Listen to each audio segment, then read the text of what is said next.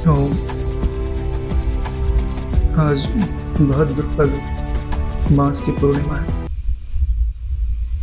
आज के दिन से ही श्राद्ध प्रारंभ हो जाता है। कल से अश्विनी मास प्रारंभ हो जाता है, तो प्रतिपदा से लेकर के अमावस्या तक पितरों के लिए श्राद्ध किया जाता है।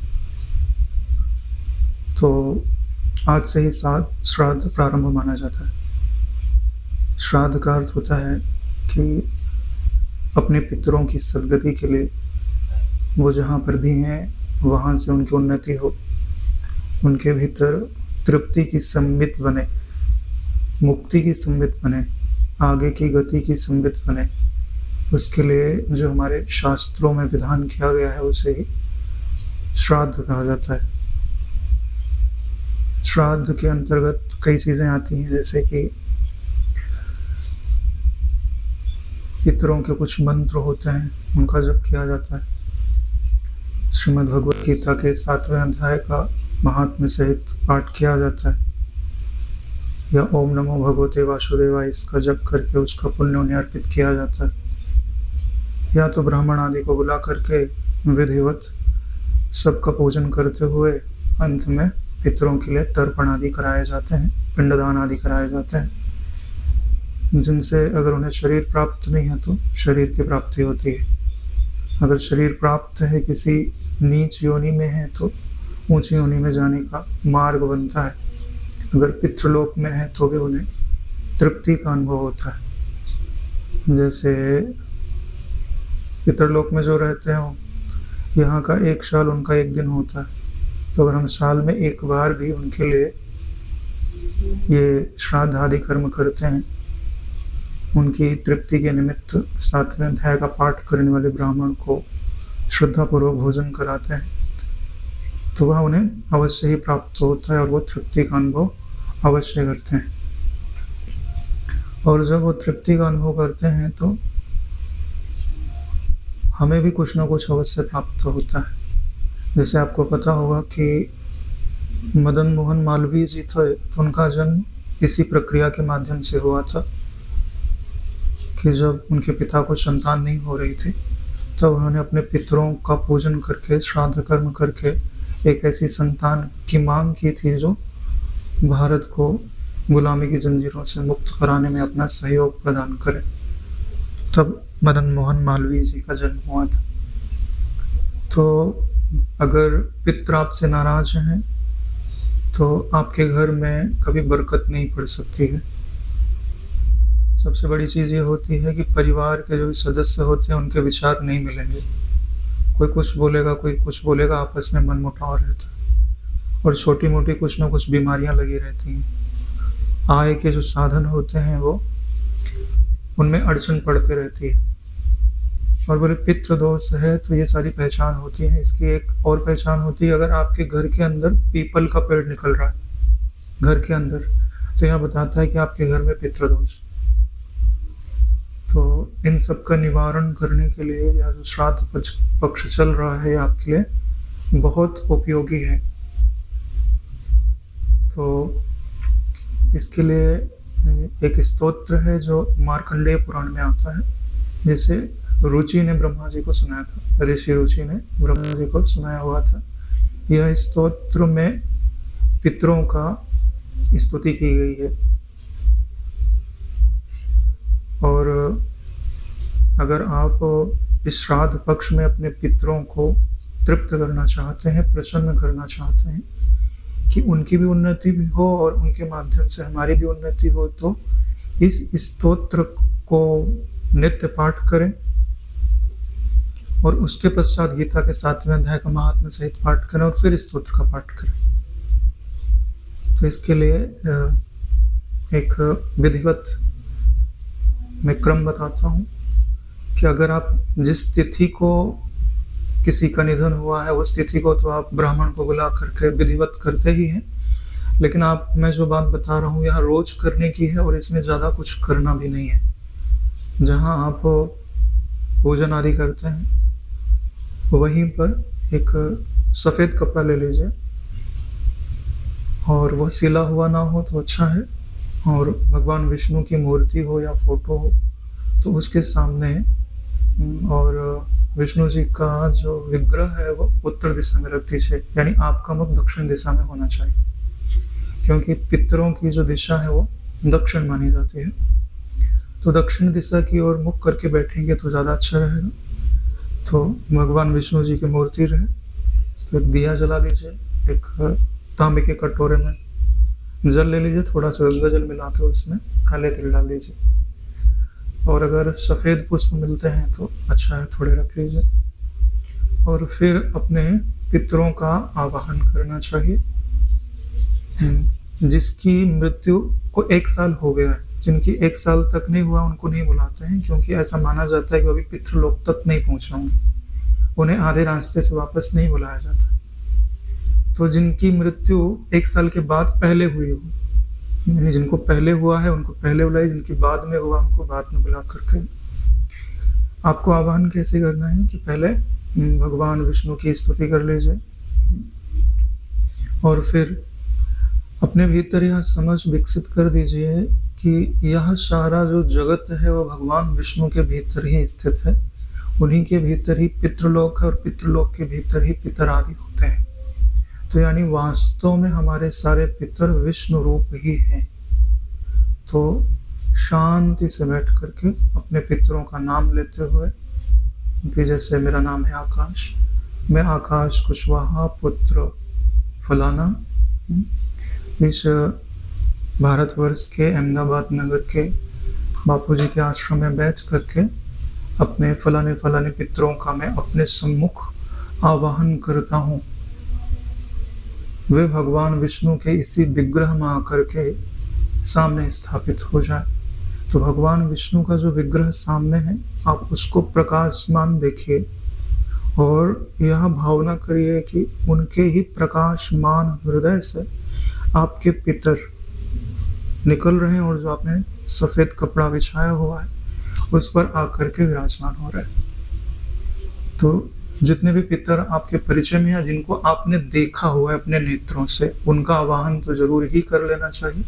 जिनको नहीं देखा उन सबको आप एकाएक एकत्रित करके भी बोल सकते हैं कि इनके अलावा जितने पितर हैं वो आकर के यहाँ विराजमान हो जाए, क्योंकि ईश्वर ने सबके पूजन की चीज नियत कर रखी है। पितर पक्ष होता है पितरों का पूजन का समय, उनको तृप्ति प्रदान करने का समय। लेकिन हमारे शास्त्रों में क्या नियम है? वासुदेवः सर्वमिति। हम सबकी पूजा करते हैं, लेकिन उसे परमात्मा से अभिन्न करके यह दृष्टि हमारी जीवित रहनी चाहिए। तो अब लोग आते हैं तो सम्मुख बैठे हैं, तो सबसे पहले मानस रूप से एक एक, अगर मान लीजिए 3 लोगों को आपने बुलाया है और बाकी को आपने वैसे बुला दिया, तो 3 लोगों का मानस पूजन आपको करना है। तो सबसे पहले मानस रूप से उनका पाँव का प्रक्षालन करिए। एक का कर लिया, दूसरे का, फिर तीसरे का कर लिया, फिर उनके पाँव को कपड़े से पोंछिए और हृदय में भाव रखना चाहिए कि ये जो मैं अर्घ्य पाद्य उनको प्रदान कर रहा हूँ, इससे वो संतुष्ट हो रहे। फिर उनको तिलक लगाइए, उनके चरणों में पुष्प चढ़ाइए, गले में माला पहनाइए, धूप दिखाइए, दीप दिखाइए और उनको प्रसन्नता पूर्वक विराजमान कराइए। और फिर उसके पश्चात यह जो रुचि जी ने स्तोत्र ब्रह्मा जी को सुनाया हुआ है, उस स्तोत्र का आप उनके सन्मुख पाठ करिए, क्योंकि किसी का पूजन करने के बाद उसकी स्तुति की जाती है। ठीक है, तो उस स्तोत्र का पाठ करिए। उसके पश्चात फिर 7वें अध्याय का महात्म सहित पाठ करिए, इस भाव से कि पितृ भी सुन रहे हैं और पितरों का अधिष्ठान जो परमात्मा है वो भी उस मंत्रों को सुन रहा है। और 7वें अध्याय का पाठ करने के पश्चात थोड़ी देर ओम नमो भगवते वासुदेवाय इस मंत्र का जप कर सकते हैं, या तो पितृ गायत्री का मंत्र का जप कर सकते हैं। पितृगणाय च विद्महे जगद्धारिणे धीमहि तन्नो पित्रो प्रचोदयात्। यह मंत्र पितृ गायत्री कहा जाता है। और जब हम आवाहन करते हैं तो कौन सा मंत्र जपते हैं? ओम देवताभ्यो पितृभ्यश्च महायोगीभ्य एव च नमः स्वधाये स्वाहाय नित्यमेव नमो नमः। इसको 3 बार ऐसा बोलते हैं और साथ में भावना करते हैं कि पित्र आदि सम्मुख प्रकट हो रहे हैं, तो प्रकट हो जाता है। तो फिर जब पूरा हो जाता है 7वें अध्याय का, तो उसके बाद मानस रूप से उनको भोजन कराना चाहिए कि भाई आपके पास कुछ मानस रूप से पूड़ी बना लीजिए, मानस रूप से खीर बना लीजिए, पूड़ी और खीर का अपने हाथों से भोग लगा दीजिए, फिर जल पिला दीजिए, आचमन करा दीजिए और फिर स्तुति करें। और फिर उनके हृदय में भगवान वासुदेव के विग्रह को देखिए। अगर वो पुरुष हैं तो ध्यान से देखिए कि उनका जो विग्रह है वो भगवान विष्णु के रूप का हो गया है। यानी जैसे आपके पिता हैं तब पिता का रूप नहीं, जब तक पूजन किया पाठ किया तब तक पिता का रूप, जब एकदम भोजन आदि करा दिया लास्ट में स्तुति करते हैं तो वो भगवान वासुदेव बन गए हैं। अगर स्त्री का रूप है तो माता लक्ष्मी बन गए। ऐसा उनको देखिए और फिर बोलिए कि आपकी उत्पत्ति भगवान विष्णु से ही हुई है और अब आप भगवान विष्णु में ही समाहित हो जाइए और हमें भी आशीर्वाद प्रदान करिए कि हम भी भगवत स्वरूप को प्राप्त हों और हमारी भी जितनी व्यवहारिक समस्याएं हैं उनका भी अंत हो, दैविक समस्याएं हैं उनका भी अंत हो और आध्यात्मिक समस्याएं हैं उनका भी अंत हो। ये जगत परस्पर भावयंतो है। अगर आप दूसरे का हित चाहेंगे तो आपका हित होगा। यही नियम है। यहाँ कोई व्यक्ति स्वतंत्र नहीं है। स्वतंत्र का मतलब है स्वरूप की दृष्टि से सभी स्वतंत्र है, लेकिन व्यवहारिक दृष्टि से, दैविक दृष्टि से आप एक दूसरे से जुड़े हुए हो। आपको भोजन कैसे मिलता है? चेन के माध्यम से मिलता है। आप जो श्वास लेते हो इसमें पौधों का सहयोग है, दूसरे लोगों का सहयोग है। आप जो जल पीते हो, कोई स्वतंत्र नहीं है।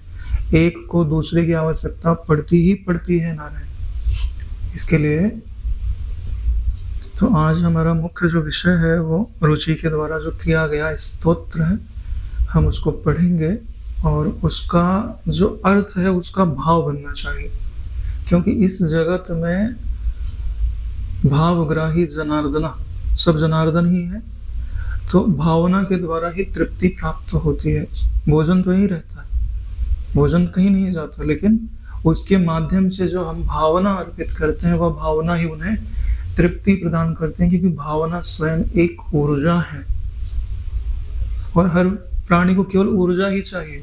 जैसे हमको भोजन से ऊर्जा प्राप्त होती है, लेकिन जो देवता आदि हैं उनको मंत्र के माध्यम से ही ऊर्जा प्राप्त हो जाती है। तो ये मंत्र ही तो है जिनके द्वारा हम उनकी तृप्ति की भावना कर रहे हैं। तो सबसे पहले हम उस मंत्र का अर्थ समझते हैं जिस मंत्र के द्वारा हम आवाहन करते हैं और जिस मंत्र को हम उच्चारित करते हुए उनका विसर्जन करते हैं। तो अंत में तम नमामि हरिम परम 3 बार बोल करके, जो उच्चारण आदि में गलती हुई रहती है उसके लिए क्षमा मांग करके,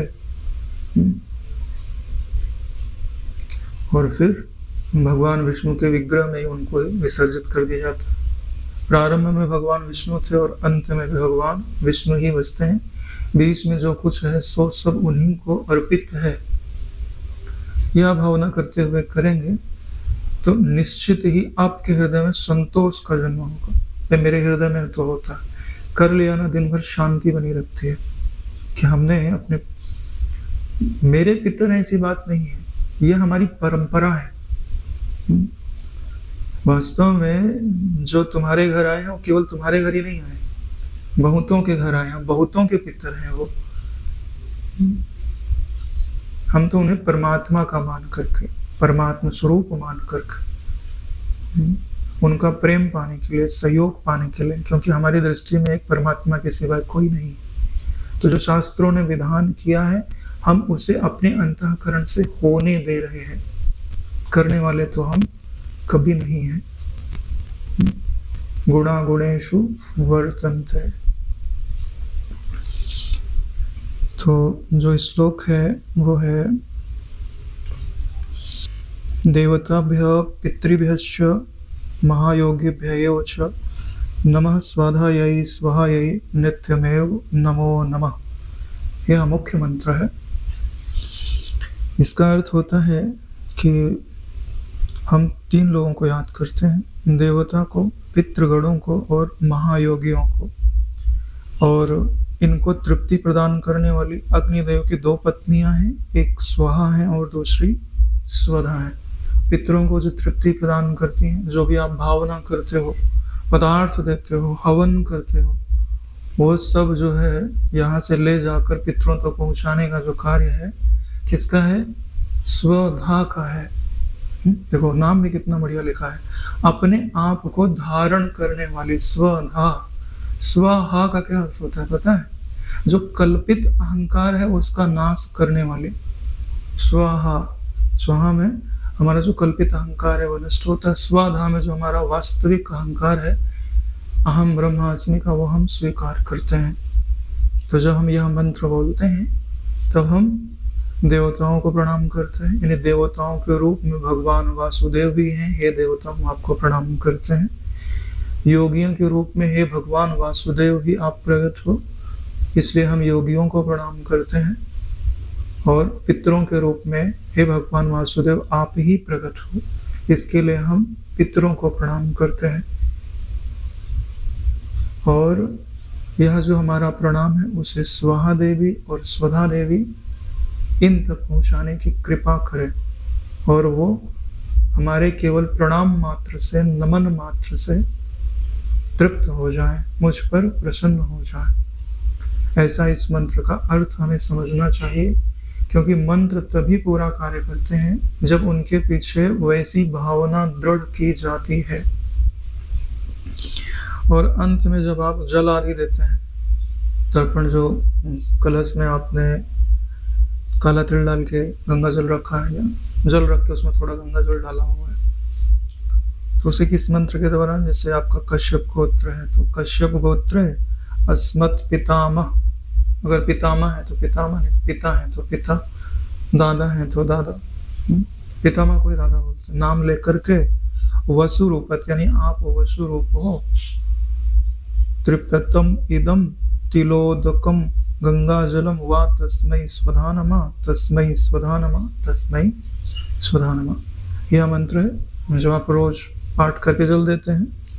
तो एक बार ऊपर वाला मंत्र ओम देवता व पितृभ्यश्च, उसके बाद ये मंत्र बोल करके तर्पण कर देना चाहिए। फिर से मंत्र बोल देते हैं। गोत्र का नाम, गोत्रे अस्मत् पितामह नाम लेकर के वशुरूपत त्रिप्यतम मिदम तिलोदकम गंगा जलम वा तस्मै स्वधा नमः, तस्मै स्वधा नमः, तस्मै स्वधा नमः। उस देवी को, स्वधा देवी को हम नमस्कार करते हैं जो यह तिल से मिला हुआ गंगा का जल है, वह मेरे पितरों को जो वसु रूप ही है। वसु का अर्थ समझते हैं? अष्ट वसु होते हैं जो पृथ्वी की रक्षा करने के लिए नियुक्त किए गए, जिसमें विश्व पितामह एक वसु थे। तो ये वसु रूप ही है। क्यों पितरों को भी वसु रूप क्यों कहा जा रहा है? क्योंकि ये भी आपकी रक्षा करने में समर्थ है, आपका मार्गदर्शन करने में समर्थ है। जैसे आपको पता होगा कि 2 भाई थे, एक भाई ने उन्नति करके सिद्ध बन गया, तो अगले जन्म में वो अपने भाई को आकर के प्रेरणा देता था। एक बार वो सोया था तो उसे लेकर के गया, बोले तुमको क्या खाना है? उसने उस फल का नाम लिया जो उस मौसम में होते हैं, लेके गया वहाँ वैसे ही फल, बगीचे के बगीचे खूब खाया, लेकिन उसने उन्नति नहीं की। तो उसने बोला अब तो उन्नत तो हो नहीं रहा, तो मैंने तो कोशिश की तुझे उन्नत करने की, लेकिन अब नहीं उन्नत हो रहा, अब मैं नहीं आऊँगा। फिर वो चला गया। तो ऐसे ही आपके जो पितर हैं, जो उन्नत हो चुके हैं, वो आपको उन्नत करते हैं। कब करते हैं? जब आप उनसे अपना कनेक्शन भगवत रूप में जोड़ते हैं।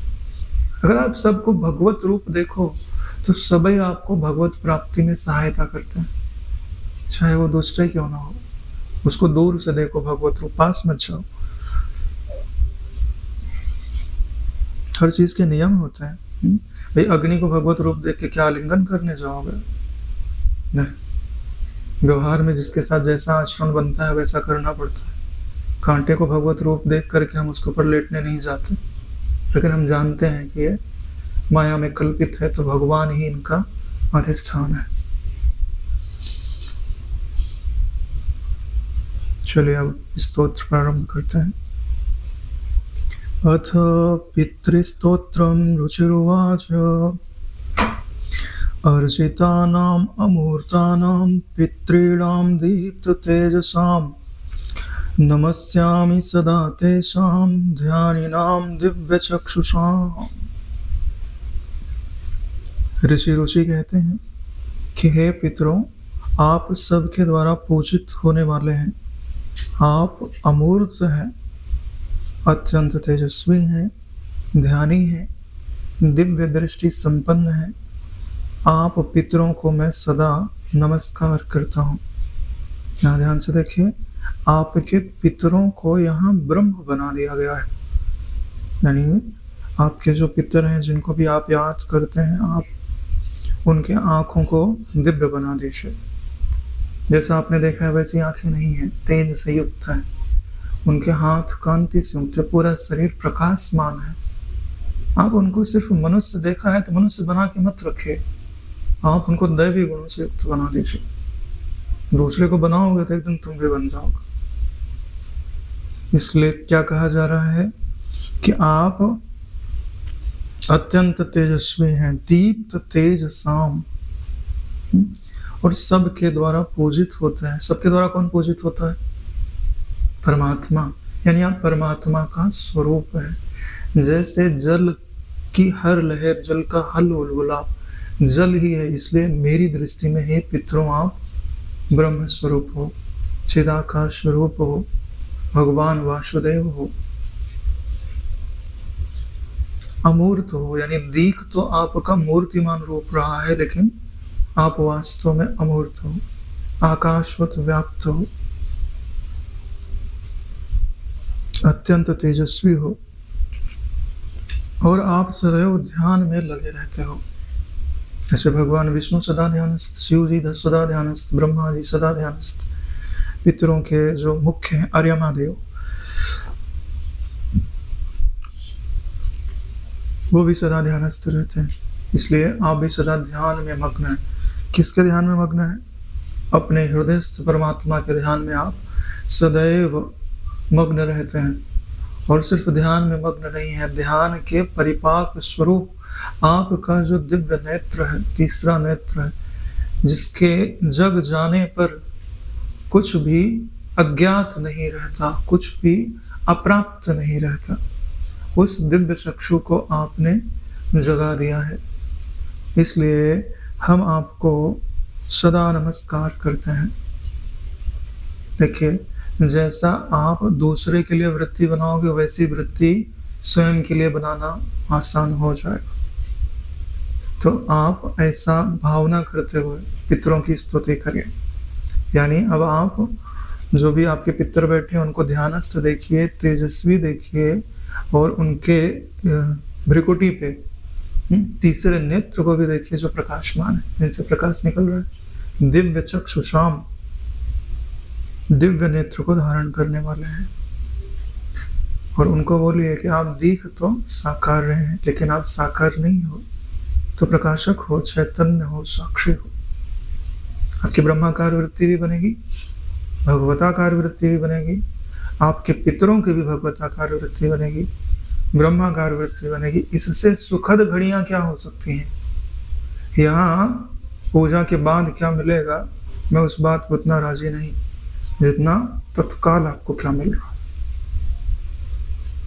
आप एक दिन करके देखना, आपका हृदय कतकत हो जाएगा।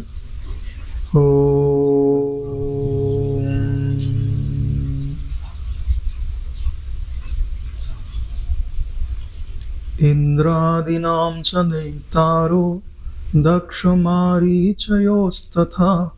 सप्तर्षीणां तथा नेषां तान् नमस्यामि कामताम्। ऋषि कहते हैं, जो इंद्र आदि देवताओं, दक्ष, मारीच, सप्तर्षियों तथा दूसरों के भी नेता हैं, यानी नेतृत्व करने वाले हैं, कामदान यानी कामनाओं की पूर्ति करने वाले, उन पितरों को मैं सदा प्रणाम करता हूँ। यानी जब आपके पास देने के लिए कुछ ना हो, तो अगर आप श्रेष्ठ पुरुषों को प्रणाम मात्र कर दो, तो वो केवल प्रणाम मात्र से ही तृप्त हो जाते हैं। प्रणाम का अर्थ होता है नमामि, नमस्यामि है। नम का अर्थ क्या होता है? झुक जाना। मैंने अपना अहंकार आपके समक्ष झुका दिया है, आप श्रेष्ठ हो, आप मेरा मार्गदर्शन करें। जब आप नीचे बैठ जाते हो तो जो ऊपर बैठा है, ऊपर वाले की ऊर्जा आपकी ओर प्रवाहित होती है। और आपको ऊर्जा चाहिए कैसी? जैसा हम बोल रहे हैं, कैसे सब बोल रहे हैं कि हे भगवत स्वरूप, वासुदेव स्वरूप मेरे पितरों, आप ही तो इंद्र आदि देवताओं का नेतृत्व करने वाले हो। भाई इंद्र आदि देवताओं को परेशानी होती है तो कहाँ जाता है? भगवान विष्णु जी के पास। तो वही तो नेतृत्व कर रहे हैं। ध्यान से देखिए, ये सारी सृष्टि ब्रह्मा जी से उपजी है। ब्रह्मा जी विष्णु जी से उपजे है ना, और शिव जी भी विष्णु जी से ही उपजे कहा जाता है। और वैसे भी इस जगत का पालन करने वाले कौन? भगवान विष्णु। आपकी ब्रह्माकार वृत्ति का पालन कौन करेगा? भगवान विष्णु ही तो करेगा। इसके लिए ही आपके मूल पितर कौन? भगवान विष्णु, भगवान वासुदेव। इसलिए यहाँ जो स्तुति है, अपने पितरों को भगवान वासुदेव से एक समझते हुए ही उनकी स्तुति करनी चाहिए।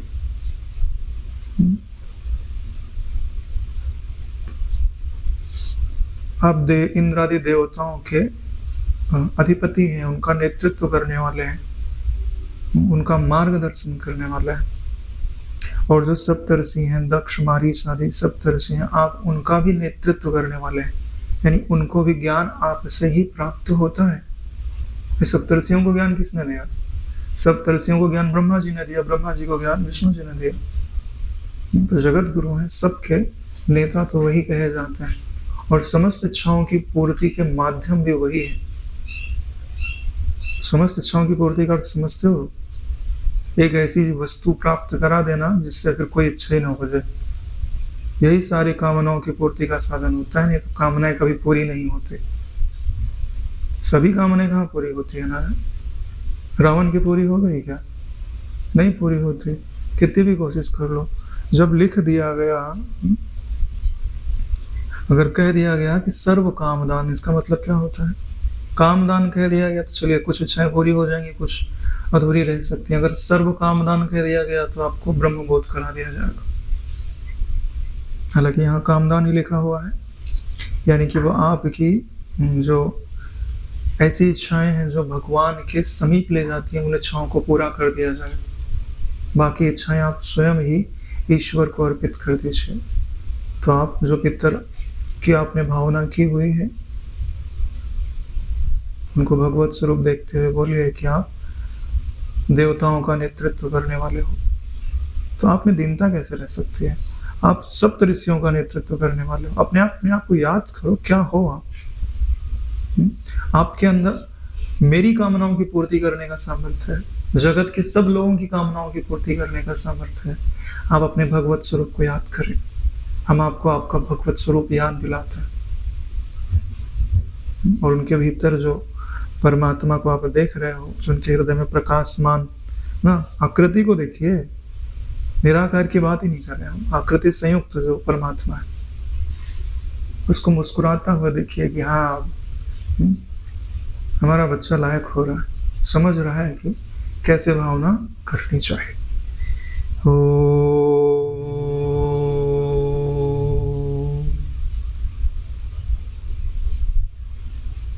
मनवादीनां च नेतारः सूर्यचन्द्रमसोस्तथा तान् नमस्याहं सर्वान् पितॄन् अप्योदधावपि। ऋषि रुचि कहते हैं कि जो मनु आदि राजर्षियों, मुनीश्वरों तथा सूर्य और चंद्रमा के भी नायक हैं, उन समस्त पितरों को मैं जल और समुद्र में भी नमस्कार करता हूँ। यानी हमारे जो पितर सामने बैठे हैं, उनकी स्तुति करते हुए हम कहते हैं कि आप तो मनु आदि जो राज ऋषि हुए हैं, आप भगवत स्वरूप हो, तो आपका ही भगवत स्वरूप उनका नायक है। जितने मुनीश्वर हुए हैं और जितने सूर्य और चंद्रमा जो इस धरती को प्रकाश देने वाले हैं, जीवन देने वाले हैं, आपके भीतर जो भगवत सत्ता है वही उनका भी प्रेरक है, वही उनको भी जीवन देने वाला है। सूर्य से हमें प्रकाश प्राप्त होता है, सूर्य को आपकी भगवत सत्ता से प्रकाश प्राप्त होता है। आपकी जो भगवत सत्ता है, हम उसको तृप्त करने के लिए जल में खड़े होकर के या समुद्र में खड़े होकर के उस जल को आपको अर्पित करते हुए हम नमस्कार करते हैं कि आपके भीतर जो भगवत सत्ता है वो हम पर प्रसन्न हो, आप पर भी प्रसन्न हो। आप यह जान जाएं कि वह भगवत सत्ता मैं ही हूँ, और आप मैं भी जान जाऊं कि वही भगवत सत्ता सबका मैं है।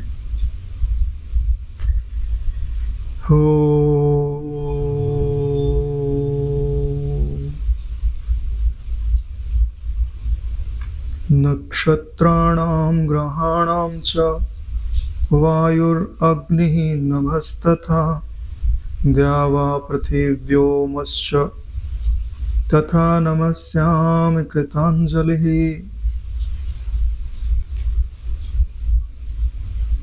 ऋषि रुचि कहते हैं, नक्षत्रों, ग्रहों, वायु, अग्नि, आकाश, दिवलोक अर्थात स्वर्गलोक तथा पृथ्वी आदि का भी नेतृत्व करने वाले आप ही हैं। हे पितरों, मैं आपको हाथ जोड़कर कृतांजलि नमस्यामि, हाथ जोड़कर प्रणाम करता हूँ। जब हम किसी को हाथ जोड़कर प्रणाम करते हैं, जिसका क्या अर्थ होता है, हम पूरी तरह उसके शरणागत हो चुके हैं कि आप मेरी दृष्टि में सब तरह से मुझसे श्रेष्ठ हैं। आपका की जो श्रेष्ठता है वो मेरी तरफ प्रवाहित हो, इसके लिए मैं हाथ जोड़कर आपको प्रणाम करता हूँ। तो यहाँ पर जितने भी ग्रह हैं, नक्षत्र हैं, पांचों तत्व हैं, पृथ्वी आदि, और जो ऊपर का स्वर्गलोक है, ये जिसकी सत्ता से स्थित है वही भगवत सत्ता पितरों के रूप में भी स्थित है। हम यह देखते हुए उन पितरों को नमस्कार करते हैं।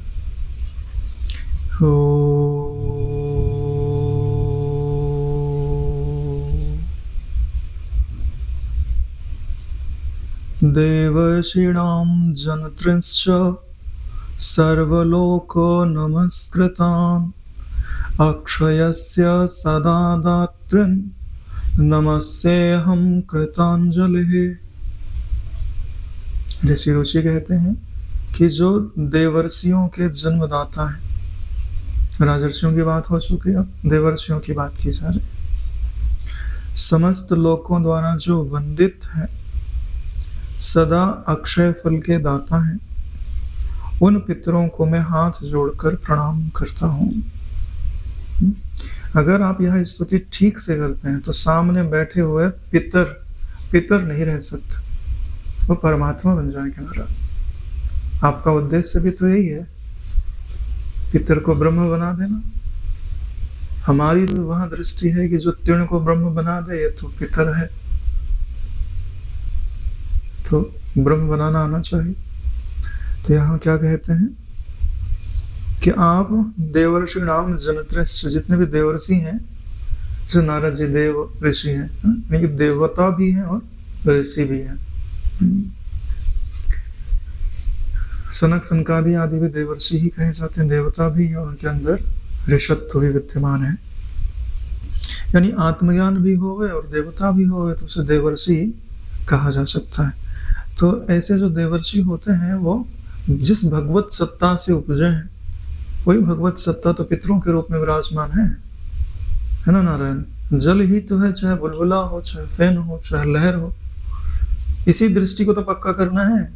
नारायण तुम्हारी यही दृष्टि सबको तृप्त कर सकती है, हम कोई अलग चीज थोड़ी ना बता रहे। जो ज्ञान आप रोज पढ़ रहे हो, समझ रहे हो, भाई भगवत गीता का इतना महत्व क्यों है कि उसके एक अध्याय का पाठ करके आप किसी को अर्पित कर दो तो सदगति हो जाती है। क्यों? क्योंकि वो ब्रह्म विद्या है, मुक्त करने वाली विद्या है। वैसी दृष्टि बनते ही आप में मुक्ति की संबित बन जाती है। समस्त लोकों द्वारा आप वंदित हो और सदा अक्षय फल देने वाले हो। अक्षय फल कौन सा होता है? स्वरूप का बोध, ईश्वर की भक्ति, ईश्वर का प्रेम, ये अक्षय फल देने वाले हो, अक्षय फल कहे जाते हैं। तो जब आप अपने पितरों को ऐसा देखोगे, भगवत सत्ता से एक रूप, तब वो आपको अक्षय फल देने वाले हो जाएंगे। फिर मैं ऐसे पितरों को हाथ जोड़ करके प्रणाम करता हूँ कि अब ये अपने मायात्मक रूप को छोड़ करके अपने आदिदैविक रूप को, पारमार्थिक रूप को धारण करें और वैसे रूप में प्रकट होकर के हमें आशीर्वाद प्रदान करें।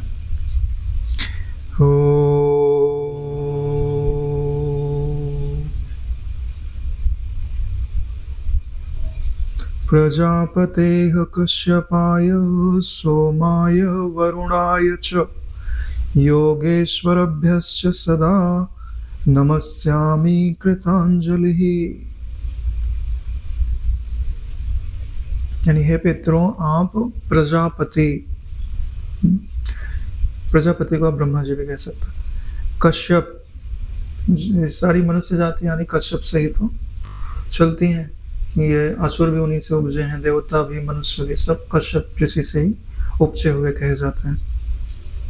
सोम अर्थात चंद्रमा, वरुण जल के देवता, तथा योगेश्वरों के रूप में स्थित पितरों को सदा हाथ जोड़कर प्रणाम करता हूँ।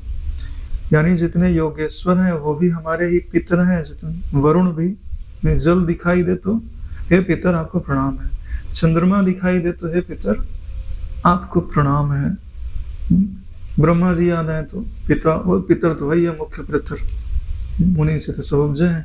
उसके पहले कश्यप जी को प्रणाम कर लो। देखिए आप जिनको जिनको याद कर रहे हो, इनका इनका आशीर्वाद आपको प्राप्त हो रहा है, और वो आशीर्वाद दो जगह जा रहा है, एक आपके पितर के लिए और एक आपके लिए, बांट के खाना चाहिए। तो पितरों की स्तुति करते हुए कहिए कि आप ही प्रजापति हो, आप ही कश्यप हो, आप ही सोम हो, आप ही वरुण हो, आप ही योगेश्वर हो। हे पितरों, आप अपने वास्तविक रूप में प्रकट हुए। कब तक हमसे मायात्मक खेल खेलेंगे? आप अपने उस रूप में स्थित हो जाइए जो अत्यंत तृप्त है, ब्रह्म स्वरूप है, आत्म रूप है, और उस पद का आशीर्वाद हमें भी प्रदान करिए। इसलिए हम आपको हाथ जोड़कर प्रणाम करते हैं।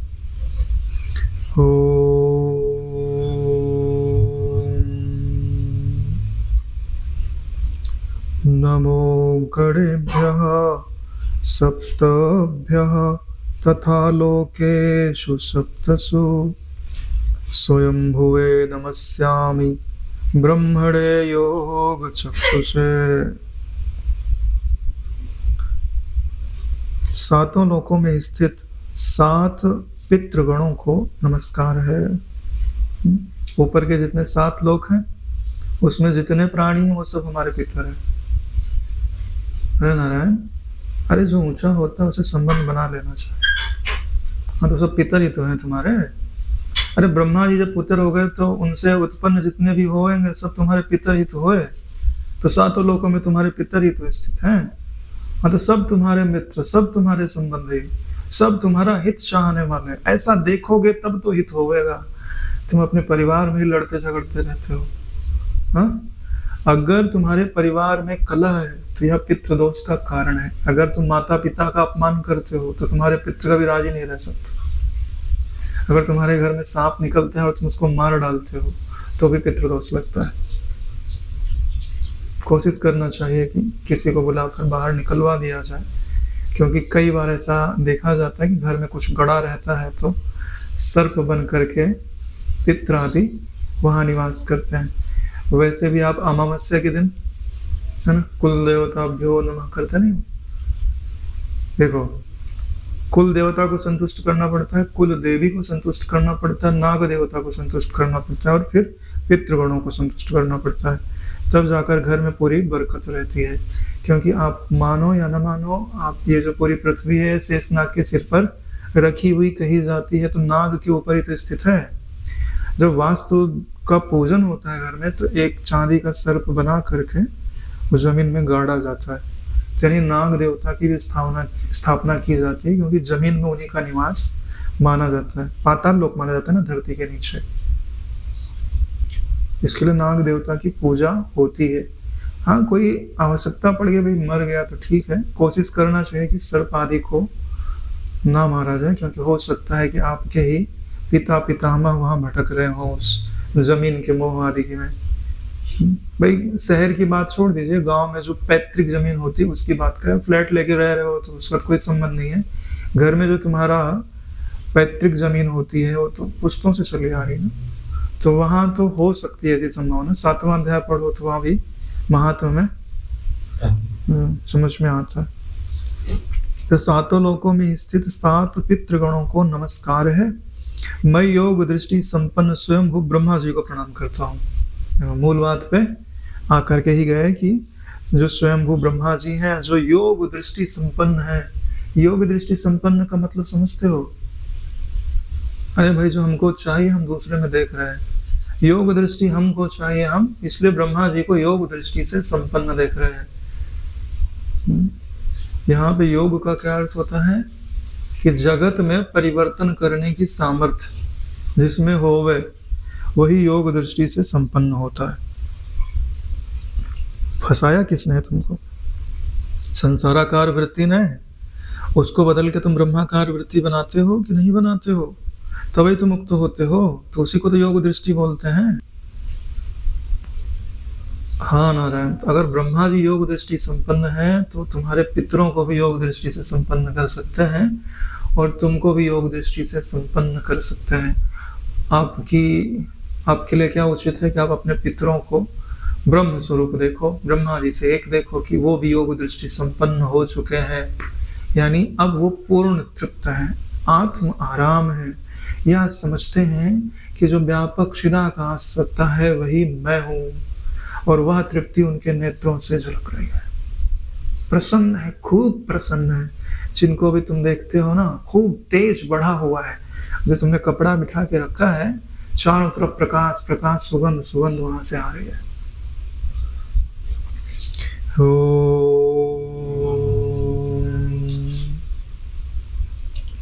सोमाधारान् पितृगणान् योगमूर्तिधरांस्तथा नमस्यामि तथा सोमं पितरं जगताम् अहम्। चंद्रमा के आधार पर प्रतिष्ठित तथा योग मूर्तिधारी पितृगणों को मैं प्रणाम करता हूँ। देखा, योग की कला आ गई ना पितरों के अंदर। ब्रह्मा जी के पास आई तो पितृगणों के पास आकर, और वो समस्त जगत में जितनी भी औषधियां हैं, अन्न आदि है, उनको जो पुष्ट करते हैं, उस चंद्रमा को भी धारण करने वाले हैं, चंद्रमा के भी आधार है, योग की मूर्ति है। ऐसे पितृगणों को मैं प्रणाम करता हूँ। साथ ही संपूर्ण जगत के पिता सोम को भी मैं नमस्कार करता हूँ, यानी चंद्रमा को भी मैं नमस्कार करता हूँ। चंद्रमा के अधिष्ठान को भी, चंद्रमा के आधार को भी, योग की मूर्ति स्वरूप पितरों को भी और चंद्रमा को भी, सबको मैं प्रणाम करता हूँ। और ये सब भगवान वासुदेव के ही तो रूप है। ये सब मुझे आशीर्वाद प्रदान करें, मेरे पितरों को तृप्ति प्रदान करें।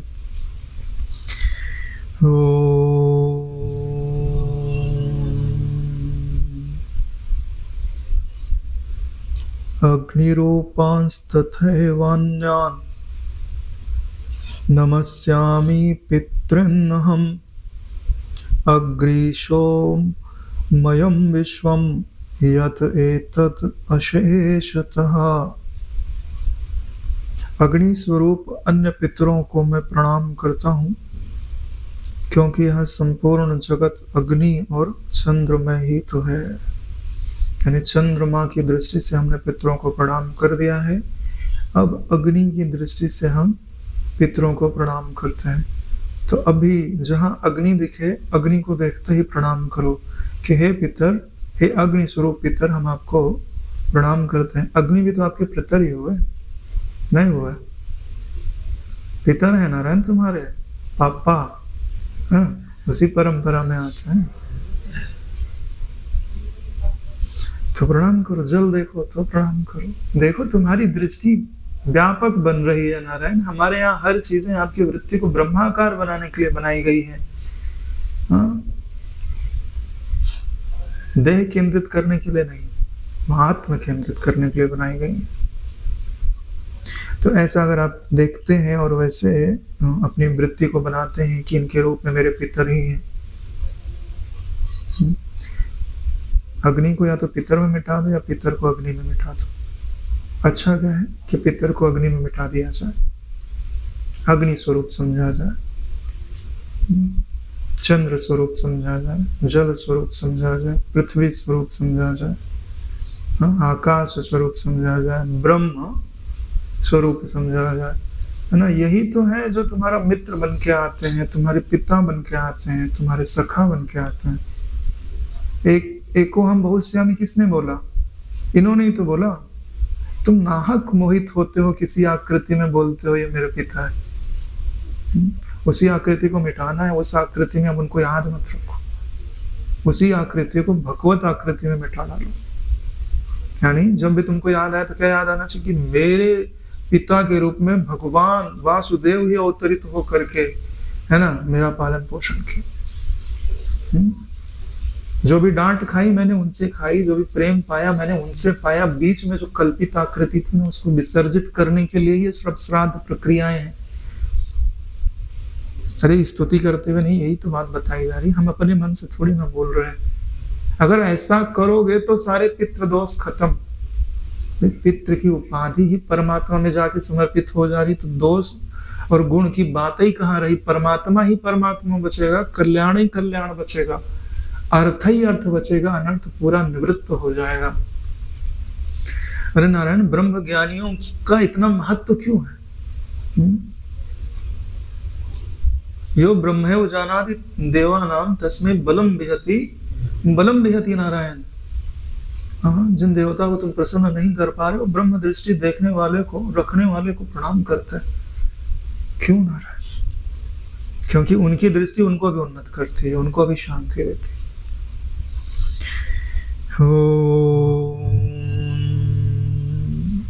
अंतिम श्लोक है, ये श्लोक याद रखना चाहिए अंतिम। और वैसे तो पूरा स्तोत्र याद रखना चाहिए।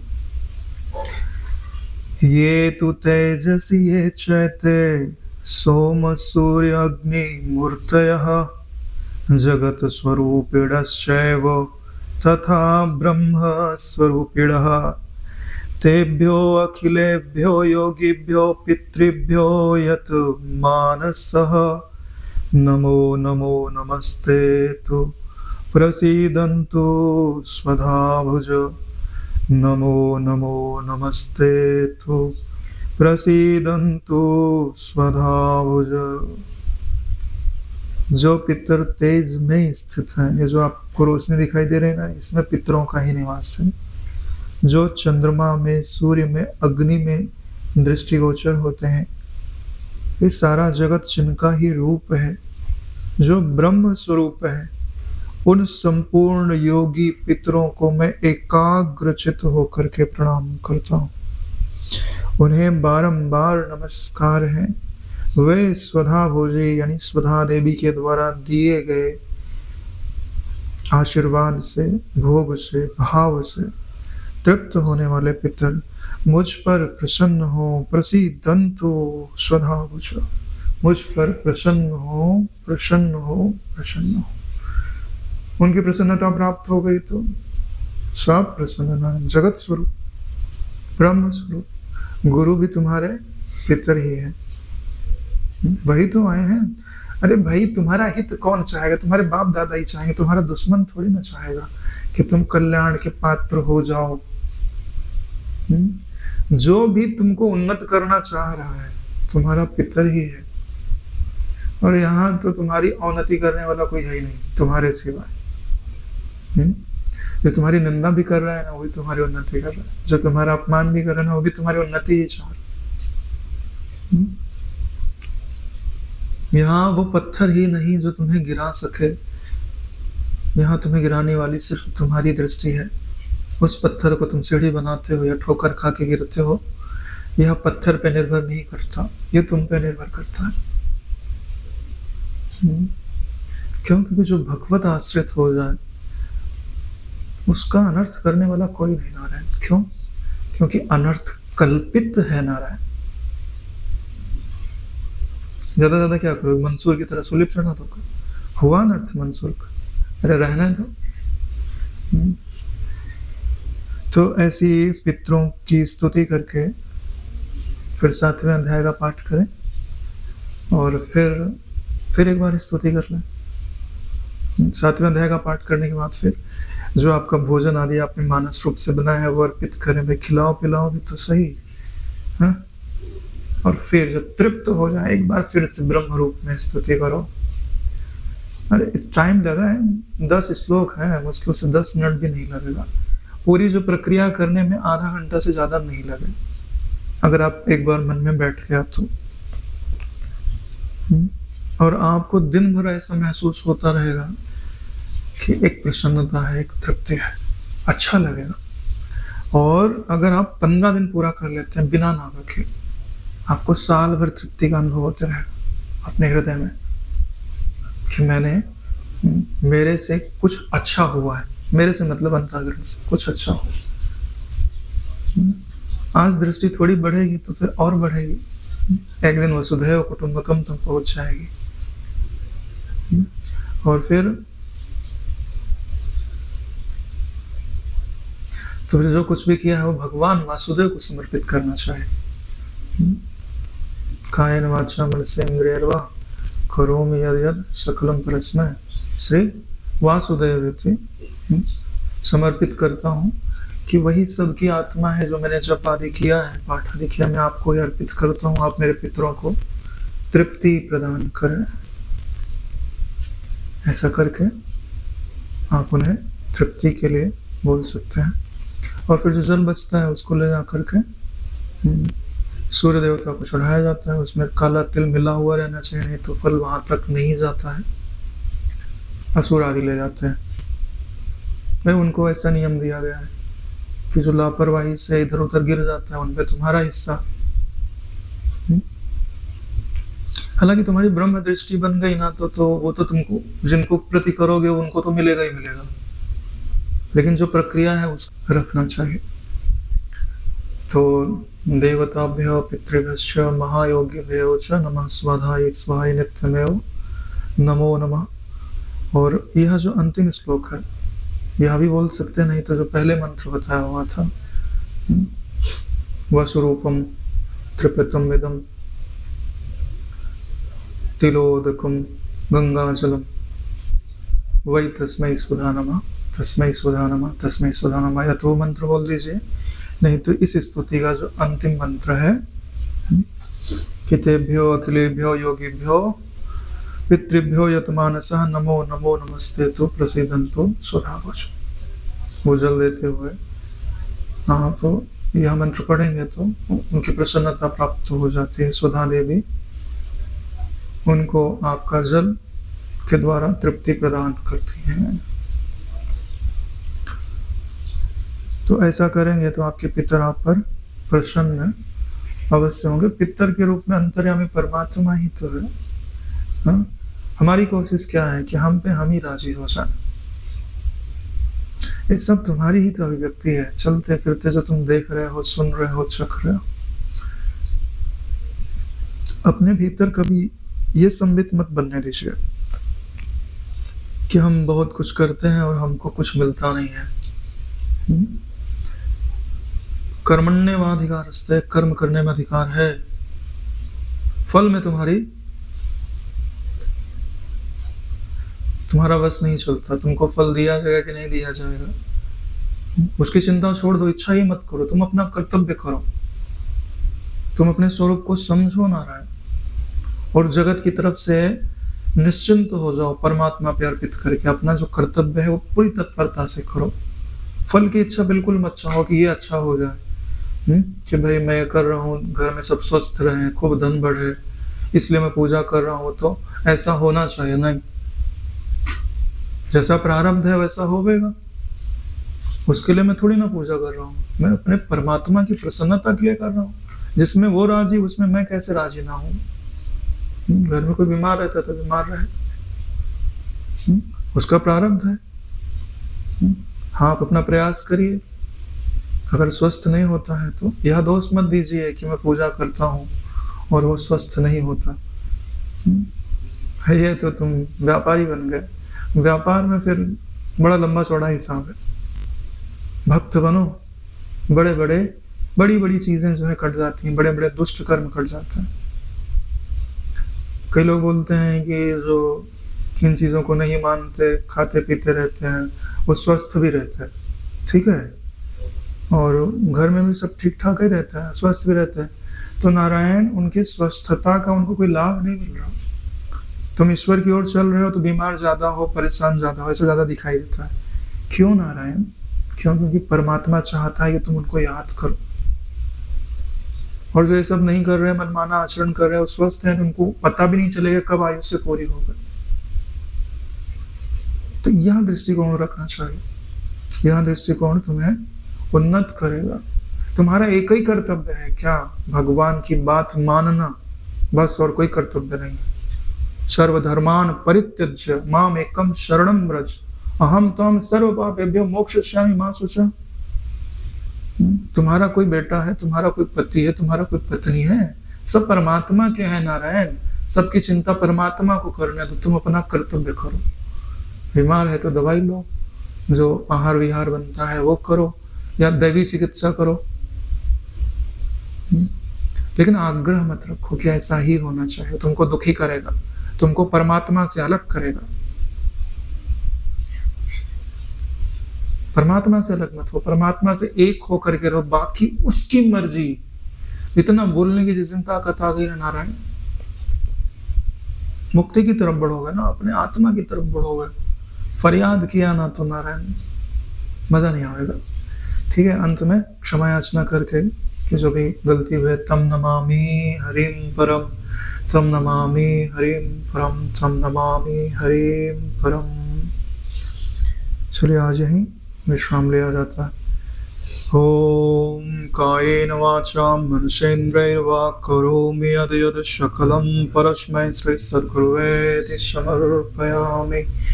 ओम सहनावतु सहनौ भुनक्तु सह वीर्यं करवावहै तेजस्विनावधीतमस्तु मा विद्विषावहै।